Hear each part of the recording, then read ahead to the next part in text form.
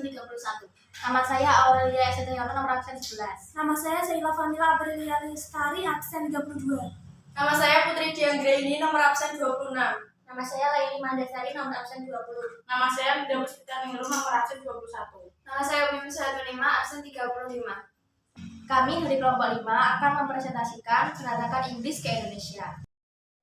Yang pertama, kedatangan Inggris. Dimulai pada tahun 1500-an, Indonesia kedatangan bangsa-bangsa dari Eropa melalui jalur laut mereka yang pernah datang dan menduduki Indonesia. Ada banyak hal yang melatar belakangi kenapa bangsa-bangsa Eropa, salah satunya Inggris, datang ke Indonesia. Pada tahun 1579, Francis Drake and armadanya berhasil membawa rempah-rempah dari Ternate dan kembali ke Inggris lewat Samudra Hindia. Kemudian disusul dengan Thomas Cavendish pada 1586 pada jalur yang sama. Inggris membentuk East India Company tahun 1602. Armadanya sampai di Banten dan mendirikan loji di sana. Tahun 1604, Inggris mendirikan pos di Sukadana, Kalimantan. Pada tahun 1613, Inggris berdagang ke Makassar. Setahun kemudian, Inggris mendirikan loji di Batavia. Namun, Inggris diusir oleh Belanda karena ketidakmampuannya melawan Belanda. Akhirnya, pada 1682, Inggris memperkuat kedudukannya di Sumatera. Yang kedua, latar belakang. Ada banyak hal yang melatar belakangi kedatangan bangsa-bangsa Eropa ke Indonesia. Salah satunya, 1. Adanya perkembangan ilmu pengetahuan dan teknologi pada masa Renaissance. Ilmu pengetahuan dan teknologi berkembang pesat. Salah satunya adalah teori heliosentris yang dikemukakan oleh Copernicus. Teori heliosentris menyatakan bahwa bumi dan planet mengelilingi matahari dan bumi itu tidak datar, melainkan bulat. Yang kedua, adanya revolusi industri di mana penemuan mesin uap untuk dapat memudahkan bangsa Eropa melakukan perjalanan. Yang ketiga, Konstantinopel sebagai ibu kota Kekaisaran Romawi berhasil dikuasai oleh Kekaisaran Turki Utsmani pada tahun 1453. Hal ini menyebabkan pedagang dari Eropa tidak bisa lagi mengandalkan Eropa. Mereka pun mulai mencari tempat-tempat ke benua lain, salah satunya Indonesia dan negara-negara lain di benua Asia. Yang keempat, adanya motivasi 3G. Melihat kekayaan alam Indonesia, bangsa Eropa yang awalnya datang hanya untuk mencari rempah-rempah akhirnya memiliki tujuan lain, yaitu untuk mencari 3G. 3G yaitu 1. Gold, yang berarti kekayaan. 2. Glory, yang berarti kejayaan. Dan 3. Gospel, yang berarti memperluas ajaran Nasrani. Tokoh dan perannya. 1. Francis Drake memborong rempah-rempah di Ternate, namun belum memiliki arti penting secara politis dan ekonomis.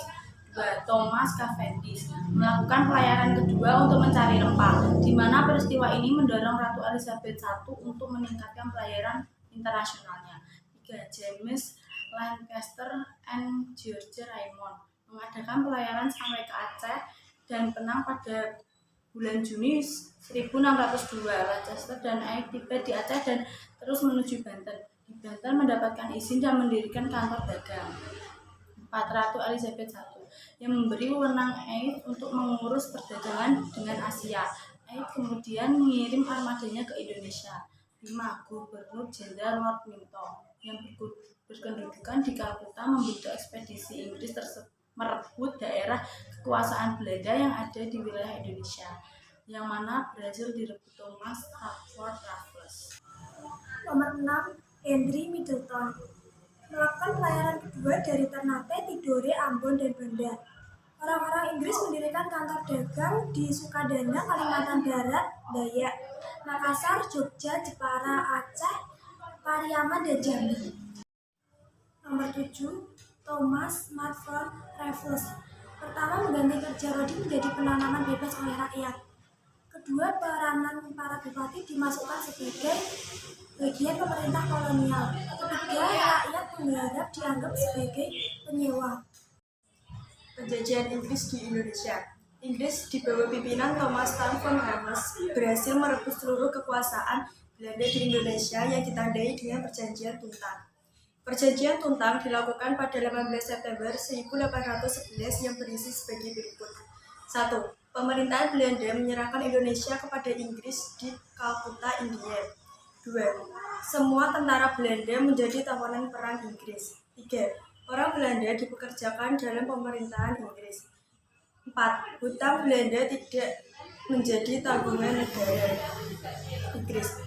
Raffles yang berhasil merebut seluruh kekuasaan Belanda membagikan kesempatan rakyat Indonesia untuk melakukan perdagangan bebas, meski keberadaan Inggris tetap menindas rakyat Indonesia.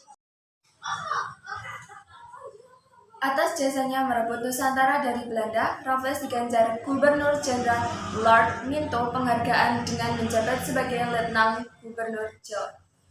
Ia tinggal dan memerintah di Buitenzorg atau Bogor. Raffles menegosiasikan perdamaian dan beberapa operasi militer kepada sejumlah penguasa lokal yang dianggap menentang kerajaan Inggris. Salah satu operasi militer terjadi pada tanggal 21 Juni 1812 ketika Raffles memerintahkan serangan ke Yogyakarta.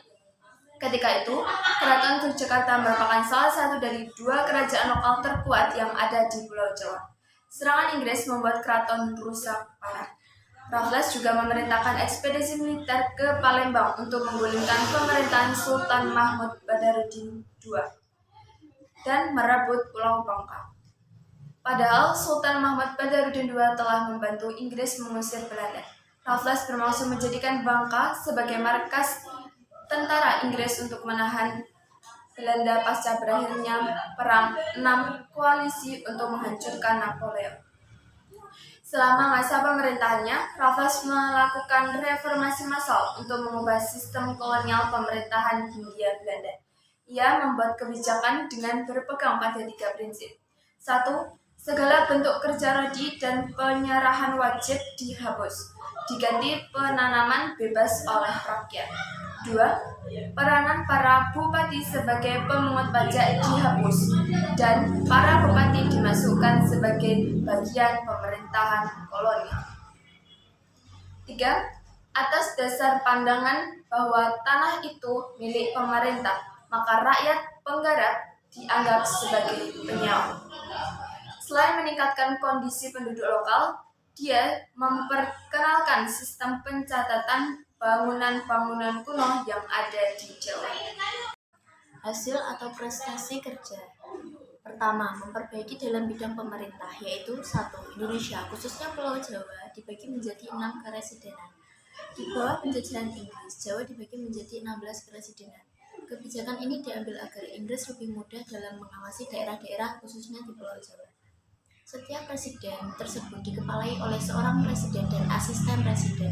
Ke-16 residen yakni Keresidenan Banten, Banyumas, Besuki, Bogor, Cirebon, Jakarta, Karawang, Kediri, Kedung, Madiun, Madura, Pati, Priangan, Rembang, Semarang, dan Keresidenan Surakarta. 2. Para bupati diangkat menjadi pegawai negeri. 3. Daerah Keraton Yogyakarta dan Surakarta dipersempit.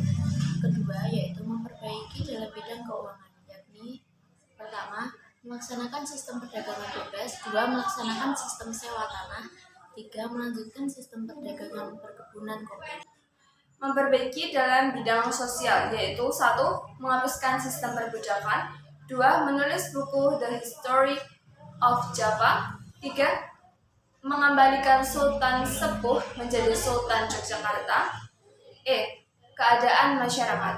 Keadaan masyarakat saat itu cukup baik karena dapat memperbaiki dalam bidang pemerintahan, keuangan, maupun bidang sosial, dan bisa memajukan Indonesia dalam bidang tersebut. Kemunduran Inggris. Penjajahan Inggris di Indonesia tidak berlangsung lama karena di Eropa terjadi perubahan situasi. Belanda dan Inggris kemudian mengadakan perjanjian kembali pada tahun 1814. Perjanjian tersebut dikenal dengan nama Perjanjian London 1814 atau tepatnya Anglo-Dutch Treaty of 1814. Dalam perjanjian tersebut menyatakan bahwa Belanda akan menerima kembali daerah jajahan yang terlebih dahulu menyerahkan kepada Inggris bagaimana adanya kapitulasi tentang tahun 1811. Cukup sekian dari kelompok kami. Apabila ada kurang lebihnya kami mohon maaf. Wassalamualaikum. Dadah.